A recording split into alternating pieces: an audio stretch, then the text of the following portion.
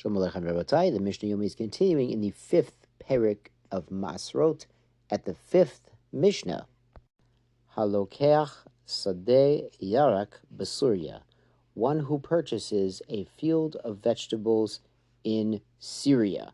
Now, Syria is really interesting, Rabbatai, because we've mentioned way back in Shvit and some other places that David HaMelech, King David, conquered Syria, but he conquered Syria before every last inch of Eretz Yisrael proper had been conquered. So it's something considered kivush yachid, the conquest of an individual, not the conquest of the entire Jewish people.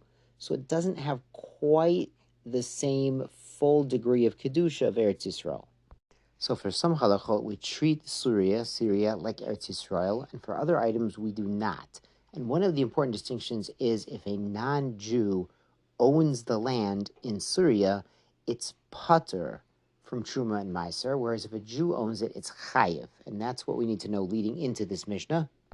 So he's bought this field in Syria. Im ad shelo ba le'onat Maasrot chayev. If he bought it before the stage where the produce was chayev and Maaser, he has to separate Maaser. Now that stage is described in the first parak. Certain levels of growth when the crops are chayev and Maaser. So if he bought it before it reached that point while the Jew owned it, he's chayev to take Maaser in Syria. Mishabalo nuts Maasrot, if he bought it after it reached that stage, pater. So it became eligible for Maaser when it was owned by the non-Jew, and then he bought it, so he doesn't have to take. Veloket kadarka v'cholech. He can simply harvest the field and go on his merry way. Now you might notice these words loket, kedarko, v'cholech are all singular, implying he has to do the harvesting by himself. Rabbi Yehuda Omer, af yiskor polim v'yakot. Rabbi Yehuda says he can even hire workers, even Jewish workers, to help him harvest.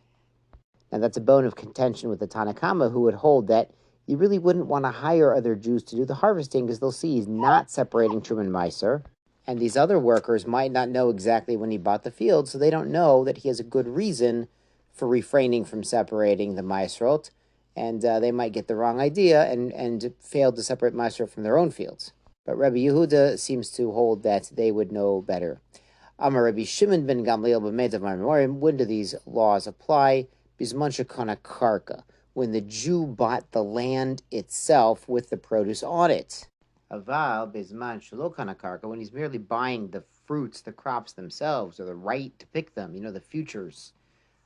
Im ad shelo bala on the Maasrot pater, even if he bought the commercial interest in them without buying the land, even before they became ripe enough or big enough to be chayiv and Maaser, he's pater from separating Maaser in Syria. Rebbe Omer, Rabbi Yehuda Nasi says, off lefi cheshbon. He would have to pay according to the cheshbon, the calculation. And the Mefarshim explain, if they were 1/3 grown when he made the purchase, then he's pater on 1/3 of it. So he would have to give 2/3 of the Maaser. The Maaser, he would separate the Maaser properly, the 10%, and then whoever he's giving the Maaser to would pay him back 1/3, because really the owner of this crop wasn't really obligated to separate that 1/3. The Mishnah Vav, Ham Tamed, the one who makes temed.